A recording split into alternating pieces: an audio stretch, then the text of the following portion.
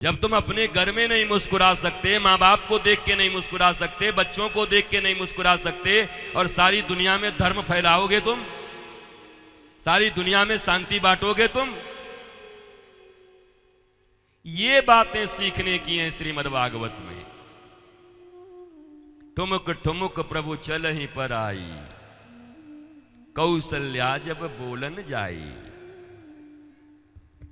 बोलो, कैसे चारों बाई खेलते हैं, कैसे यशोदा के आंगन में किलकारियां गूंजती रहती हैं, कैसे देवहूति और करदम के घर में 9 बेटियों की किलकारियां गूंजती रहती हैं। सती अनसुया जैसी शादी का सिद्ध। बताओ, 9 बेटियां हैं उनकी, कितना आनंदित हैं, कितने प्रसन्न हैं वो। अत्रि जैसा दामाद है उनके पास, तुम्हारे जैसा दारू पीने वाला दामाद नहीं है उनके पास, शराब पीने वाला।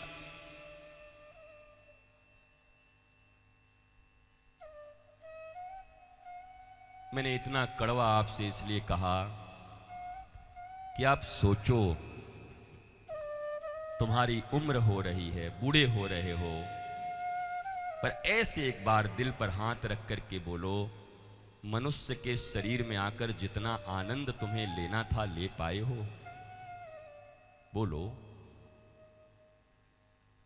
जिम्मेवारियों का बोझ उठाते उठाते एक दिन मर जाओगे, अंत्येष्टि हो जाएगी तुम्हारी।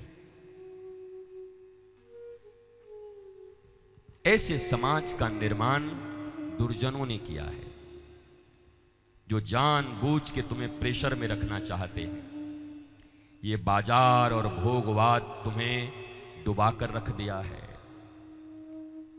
मिट्टी के खिलौने से खेलने वाले हमारी बचपन, मेले में एक तोता मिल जाता ना तो 1 साल तक चलाते थे मिट्टी का। मेरी माँ एक तोता खरीद देती, मेरी मौसी, हरा वाला झूलन से 1 वर्ष तक चलाता था मेरा तोता। कुकू।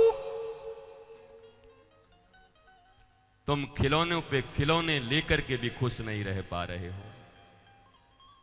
बताओ, भारत में पढ़ाई बढ़ी थी तो भारत में शांति भी बढ़नी चाहिए थी। भारत में स्कूल खुले थे तो आनंद भी बढ़ना चाहिए था। भारत में अस्पताल बने थे तो आरोग्यता भी बढ़नी चाहिए थी। फिर डालो आरटीआई, सब घट गए, शांति घटी, आनंद घटा, प्रेम घटा, निरोगी लोग घट गए, केवल रोगी पैदा हो गए। तो ये कमाल है, ये कनेक्शन मैं समझ नहीं पा रहा हूं भाई। मैं जगह जगह जा रहा हूं भारतवर्ष में, आप लोगों से समझने के लिए आ रहा हूं, जरा मुझे समझा दो। चलो मैं ही मूर्ख हूं, तुम समझा दो ना। तुम्हारा गणित मुझे समझ में नहीं आ रहा है।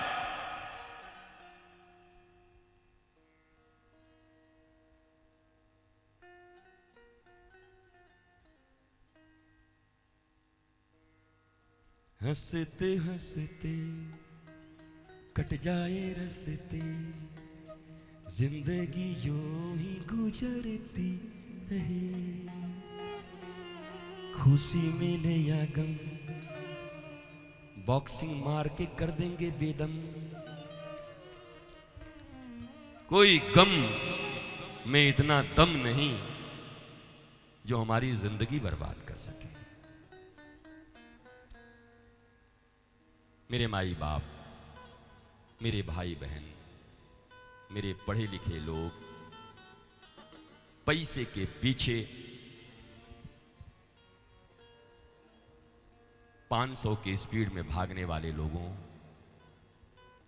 शांति कब पाओगे?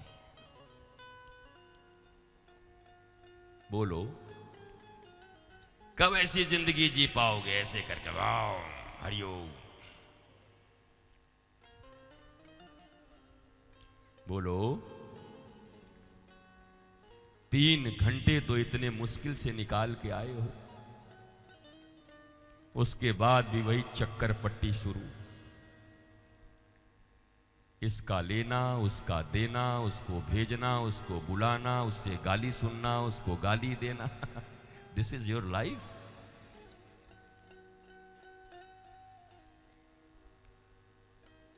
दुनिया में कोई भी काम इसीलिए करते हो ना कि तुम आनंदित हो सको। अगर आनंद है ही नहीं, अब कई लोग मैं छत्तीसगढ़ गया था, सूरजपुर, छत्तीसगढ़िया लोग यहां भी ज्यादा है ना, है कि नहीं? मैं छत्तीसगढ़ काफी समय तक रहा हूं, आता जाता रहा हूं। छत्तीसगढ़िया सबले बढ़िया, ये वो वहां हम लगाते थे नारा।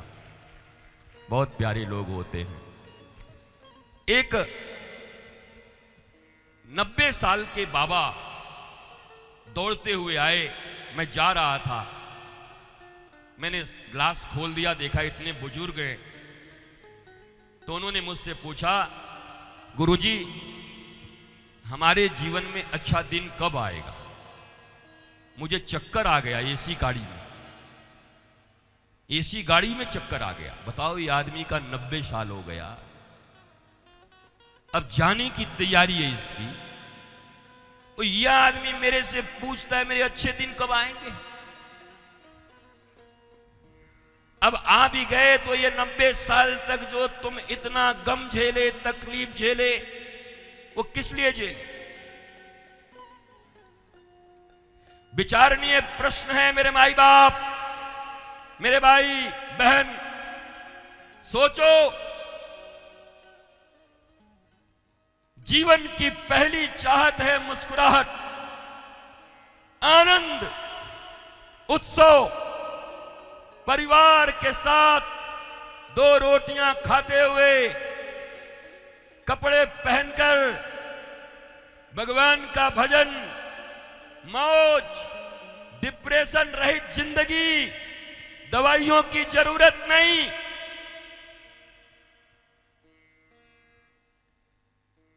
नहीं चाहिए ऐसी जिंदगी तुमको। तुमको वही जिंदगी चाहिए जो मुंबई के फ्लैट में वो मां सड़ के मर गई, 3 महीने बाद जब दुर्गंध आया तब पता चला कि मर गई, और 2 बेटे अमेरिका में सॉफ्टवेयर इंजीनियर थे। ये जिंदगी चाहिए भारतवासियों? बोलो, अरे बोलो।